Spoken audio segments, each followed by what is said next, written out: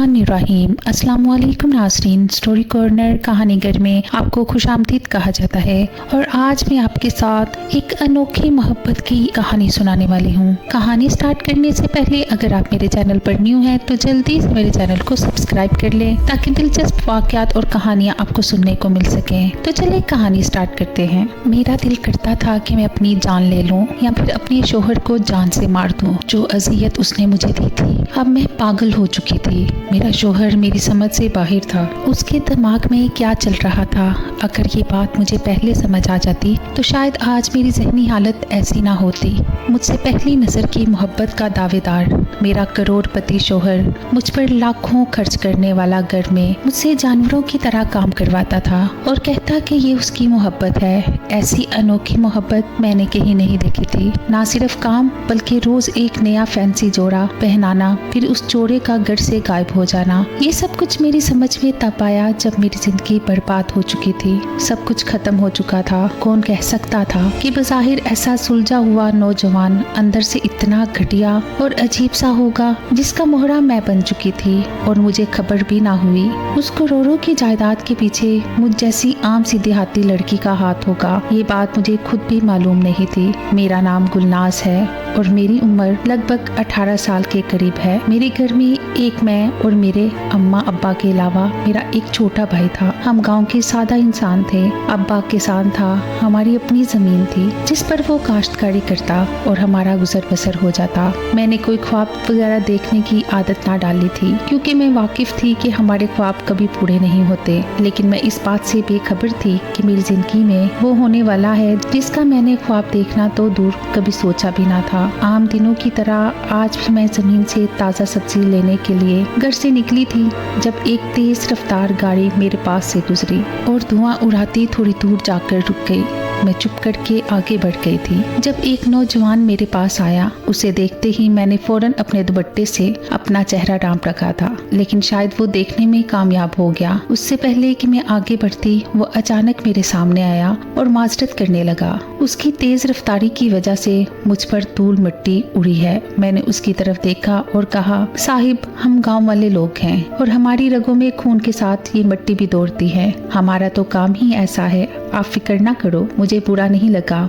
उससे पहले कि मैं आगे बढ़ती, एक बार फिर वो मेरी तरफ देखने लगा और फिर मेरा शुक्रिया अदा करते हुए चला गया। खैर, मैंने उसकी बातों पर ध्यान ना दिया और जाकर सब्जी ली, फिर घर आ गई। लेकिन आते हुए आस पड़ोस के सभी लोग मुझे काफी हैरत से देख रहे थे। ना जाने कौन सी खबर उनको मिल गई थी जिसको ये सब मिर्च मसाला लगाकर बयान करने वाले थे और मुझे क्यों इस तरह से देख रहे थे।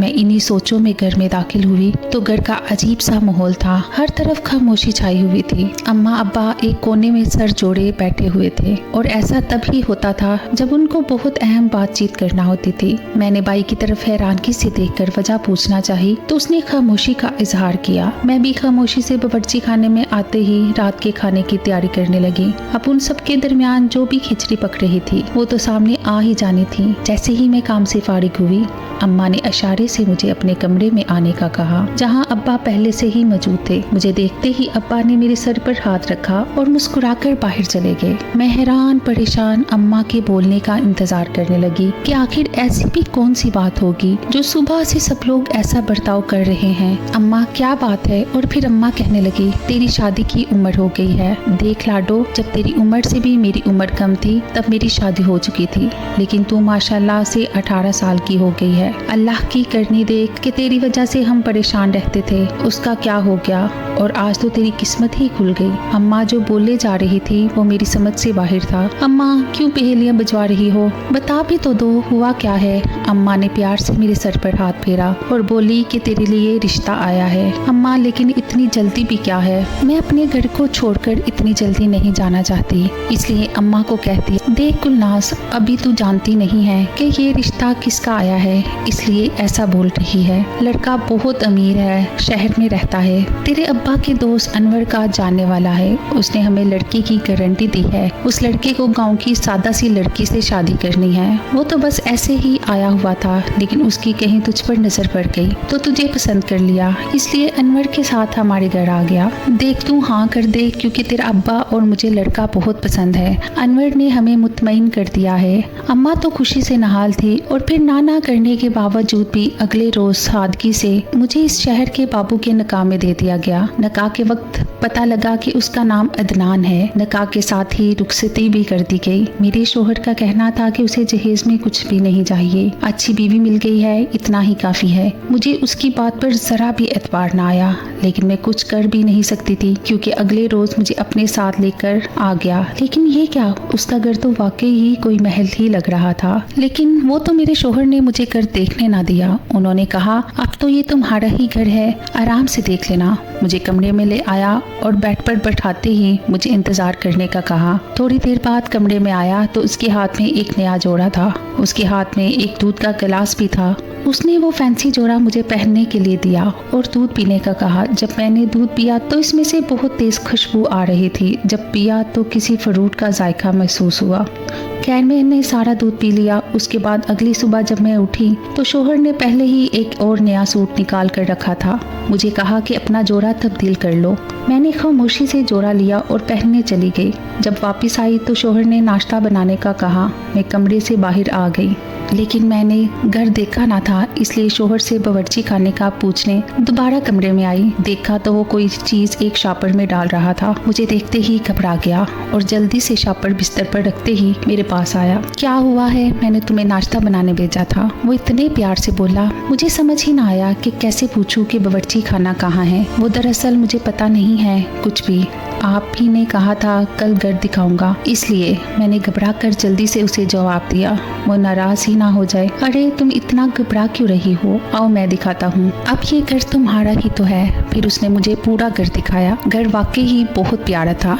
मैंने जल्दी से पराठे और अंडा बनाया, साथ में चाय बनाकर उनको बुलाने चले गए। वो मुझे देखते एकदम खड़े हुए। फिर हमने नाश्ता किया। इस दौरान वो काफी बातें भी कर चुके थे। तभी उन्होंने बताया कि मैंने उस दिन जब अपना चेहरा छुपाया था, मगर उन्होंने मुझे देख लिया था और पसंद भी कर लिया था। मेरे शोहर काफी अच्छे साबित हुए थे। मेरे दिल में जितने भयानक खदशे उनको लेकर थे वो सब खत्म हो गए। वो रोज मेरे लिए नए नए कपड़े लाते, साथ में और भी चीजें लाते। आज तक मैंने एक बार पहना हुआ जोड़ा दोबारा नहीं देखा था। वो कहते थे कि तुम बहुत खास हो, इसीलिए तुम्हारा साफ सुथरा रहना भी जरूरी है। मैं उनकी बातें और हरकतें देखकर मुस्कुराती रहती थी और खुद पर रश्क करने लगती कि कितना चाहने वाला शोहर मिला है। शाम को जब वो घर आए तो मुझे एक शापर में स्ट्रॉबेरी दी और साथ नया सूट भी पकड़ा दिया। आज पूरा दिन तुम ये स्ट्रॉबेरी खाओगी, उसे खत्म करोगी, ठीक है?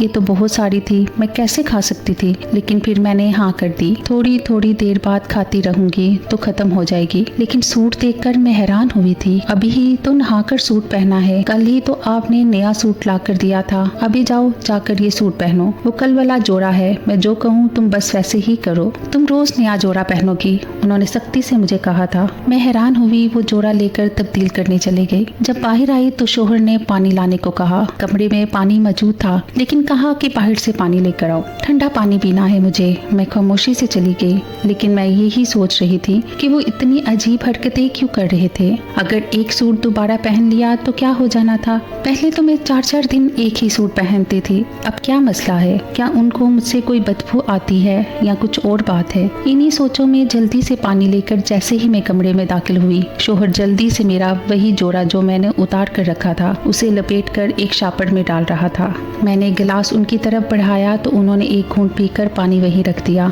और शापर को साइड पर करते हुए मुझे अपने पास बुला लिया।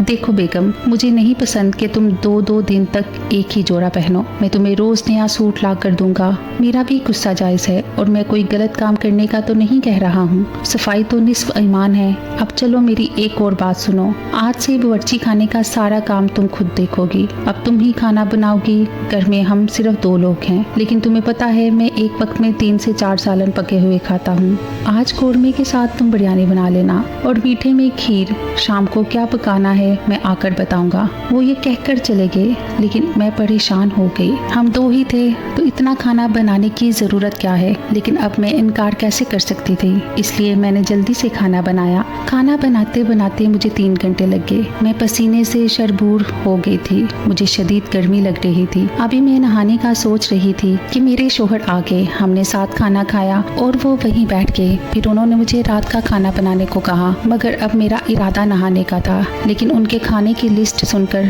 पहले खाना बनाने का सोचा। वो भी काफी खुश नजर आ रहे थे। कुर्सी लेकर मेरे पास ही बैठ गए। मैं काम के साथ साथ बार बार स्ट्रॉबेरी भी खा रही थी। शोहर की नजरें मुझ पर ही थी। शाम के 6 बजे जब मैं फारिग हुई तो बर्दाश्त खत्म हो चुकी थी। मैं फौरन कमरे में आई ताकि नहा सकूं, लेकिन बेड पर नया सूट देखकर मैंने जल्दी से वो पकड़ा और नहाने चली गई। उस वक्त सोचने का वक्त नहीं था मेरे पास। हालत ही कुछ ऐसी हो गई थी। मैं बाहर आई तो शोहर भी नहाने चले गए। उसके बाद रात का खाना खाते ही हम सो गए। रात को अचानक कुछ खटके की आवाज से मेरी आंख खुली तो देखा शोहर मेरे वही कपड़े जो मैंने आज बदले थे उनको एक थैले में डालकर बेड के नीचे रख रहे थे। अब मैं हैरानगी के साथ साथ परेशान भी रहने लगी कि वो ऐसा क्यों करते हैं। जितना मैं उनको समझने लगी थी, मतलब जरूर कोई राज था जो वो छुपा रहे थे, लेकिन पूछने की हिम्मत मुझ में नहीं थी और वो मुझे अपने कामों में इतना उलझाए रखते कि मुझे होश ही ना रहता। लेकिन एक अजीब बात जो इन 2 महीनों में मैंने नोट की थी कि एक बार भी उन्होंने मुझे गोश्त खाने का नहीं दिया।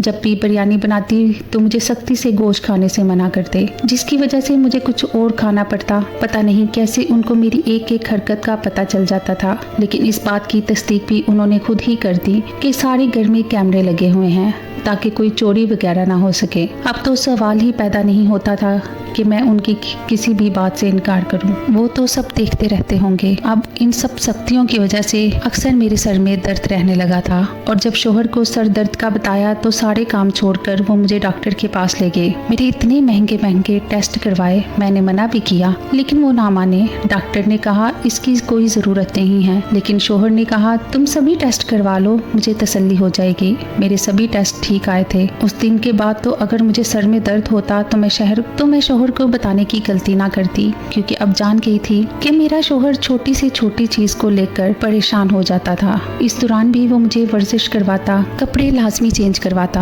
हमारी शादी को अब 2 साल होने वाले थे। मेरा शोहर अब पहले से भी ज्यादा अमीर हो गया था। काम वो इतना नहीं करता था। दिन में 2 से 3 ऑफिस के चक्कर लगाता था। पहले तो फिर भी दिन में 1 जोड़ा तब्दील करने का कहता था, लेकिन अब दिन में 3-4 जोड़े मुझे बदलना पड़ते थे। मैं इस बात से तंग नहीं थी, क्योंकि मुझे आजकल पसीना ही इतना आता था कि लगता था कि अगर अभी जाकर ना नहाई तो जिंदा नहीं बचूंगी। लेकिन अब मैं सोच सोच कर जहनी मरीजा बन चुकी थी। मेरी दवाइयों का ढेर मेरे पास लगा हुआ था जो कि मैं रोज खाती थी। ये तो तब से शुरू हुआ था जब से सर्दियां आई थी। मैं सारा दिन घर का काम करती रहती और पसीना पानी की तरह बहता रहता। एक ही बार नहाने का सोचकर जब नहाती तो शोहर आकर हीटर चालू करके मुझे एक कमरे में बंद कर देता। जब मैं गर्मी से बेहोश होने लगती तो कहता कपड़े बदल लो, पसीने की बदबू आ रही है। सिर्फ इतना ही नहीं था, जब कपड़े तब्दील करती तब तक वो कोई ना कोई फल लेकर आता।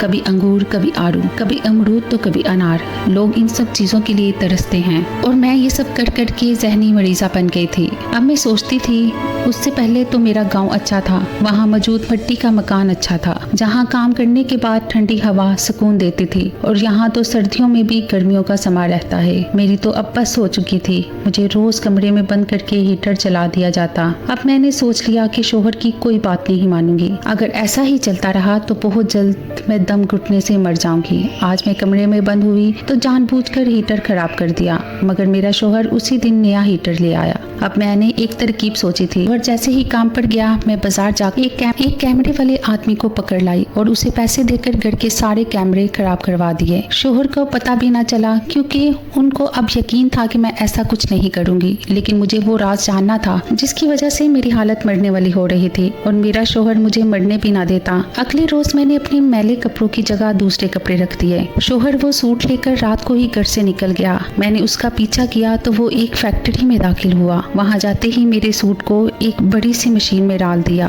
उसके बाद ना जाने और क्या डाला मैं नहीं जानती थी। खैर थोड़ी देर बाद वहाँ से एक महलूल तैयार हुआ जो बहुत सी बोतलों में मशीन के जरिए भरा जा रहा था। जब मैंने एक शीशी उठाकर सूंघी तो इसमें एक खुशबू थी। अब मुझे मामला कुछ समझ आ रहा था। मैं एकदम से अपने शोहर के सामने चली गई। वो मुझे देखते ही घबरा गया। डांट कर वहाँ से बेचना चाहता था क्योंकि वहाँ बहुत सारे मजदूर काम कर रहे थे, लेकिन मैं ना गई। उसे सच बताने का कहा, वरना उसे धमकी दी कि मैं उसे छोड़कर चली जाऊंगी या फिर अपनी जान ले लूंगी। ये सुनते ही शोहर परेशान हो गया। उसे उम्मीद नहीं थी कि मैं ऐसा कुछ कहूंगी। देखो बेगम, तुम मुझे छोड़कर ना जाना और मरने का भी मत सोचना। मैं तुम्हें सच बताता हूँ, तुम मेरे साथ अंदर कमरे में आओ। मेरे शोहर ने गिड़गिड़ाते हुए मुझसे दरख्वास्त की, लेकिन मैं ना मानी। बिल्कुल नहीं, यहाँ सबके सामने ही बात होगी, वरना मैं अभी तुम्हें छोड़कर चली जाऊंगी। तब मेरे शोहर ने नादम होकर बोलना शुरू किया, सच तो ये है मैं तुमसे कभी भी शादी नहीं करना चाहता था। मैं अभी बहुत पैसा कमाना चाहता था। फिर मुझे इत्तेफाक से तुम मिली। तुमसे मुझे एक अजीब सी खुशबू आई। हालांकि वो गर्मियों के दिन थे और तुम्हारे बदन में से पसीना आ रहा था। मैं उस वक्त एक परफ्यूम की फैक्ट्री में काम करता था, मगर तुम्हारे पसीने में कुदरती ऐसी खुशबू थी जिसमें कुछ केमिकल मिलाकर एक परफ्यूम तैयार किया जा सकता था। तभी मैंने फैसला कर लिया कि तुमसे ही शादी करूंगा। फिर मैंने उस पर अमल भी किया। मैं रोज तुम्हें नए कपड़े पहनने को देता ताकि तुम्हें पसीना आए। उसके साथ तेज खुशबू वाले फल भी ले आता। मैं खुश था कि मेरा तजर्बा कामयाब हुआ और फिर मेरे तजर्बे से जो परफ्यूम बना था वो ना सिर्फ यहाँ बल्कि इंटरनेशनल मार्केट में भी मकबूल हुआ, जिसकी वजह से मुझे कामयाबी मिलती चली गई। मैं एक परफ्यूम फैक्ट्री का मालिक बन गया। फिर सर्दी आ गई तो मेरे जहन में हीटर का ख्याल आया। जब सर्दी लगती तो मैं जानबूझकर तुम्हें कमरे में बंद कर देता। हर तरह से मेरा फायदा हो रहा था और मैं बहुत खुश था। उस दिन तुम बीमार हुई तो मैं परेशान हो गया था। अगर तुम्हें कुछ हो गया तो मेरा सारा बिजनेस डूब जाएगा। मैं खुद औलाद नहीं होने दे रहा था। अगर बच्चा हो जाता तो तुम भी मसरूफ रहती। मैं काम ना करवा पाता। क्या पता बच्चे के बाद पसीने की खुशबू बदबू में बदल जाती। इसलिए मैं तुम्हें जूस में हमल ना होने की दवा मिलाकर खिलाता रहा। और देखो आज हम बहुत अमीर हैं। अब हम दोनों मिलकर ऐश करेंगे। अपने शोहर की बातें सुनकर मेरा तो दिमाग चकरा गया था। मैंने उस वक्त तो उसकी बात मान ली, मगर बड़ी चालाकी से मैंने पुलिस को बुलवा लिया था और एक अच्छी भली लड़की को शादी के बाद नफसियाती बनाने और कारोबार की लालच में उसे बच्चा रोकने की दवा खिलाने के जुर्म में गिरफ्तार करवा दिया और खुला का नोटिस भी दे दिया। इस सब का मैंने अपने माँ बाप को ही कसूरवार कहा था, क्योंकि उन्होंने उस वक्त 5 लाख लेकर मेरी शादी उस आदमी से की थी और ये बात मुझे अब पता चली थी। अदालत के जरिए मैंने खुला ले ली थी। मैं ऐसे आदमी के साथ नहीं रहना चाहती थी जिसने मुझे बहुत तकलीफ दी थी। मेरे शोहर ने मेरी वजह से जितनी भी रकम कमाई थी, अदालत के जरिए वो सब मुझे मिल गई थी। मेरा शोहर ये सदमा बर्दाश्त ना कर सका और वो जेल में हार्ट अटैक आने की वजह से फोत हो गया। आज मैं आज़ादी से अपनी ज़िंदगी गुजार रही हूँ और मेरा अभी दूसरी शादी करने का कोई इरादा नहीं है। उम्मीद करती हूँ कि आज की कहानी आपको अच्छी लगी होगी। मज़ीद अच्छी कहानियों के लिए मेरे चैनल को सब्सक्राइब करें, वीडियो को लाइक करें। अल्लाह हाफ़िज़ के बाद।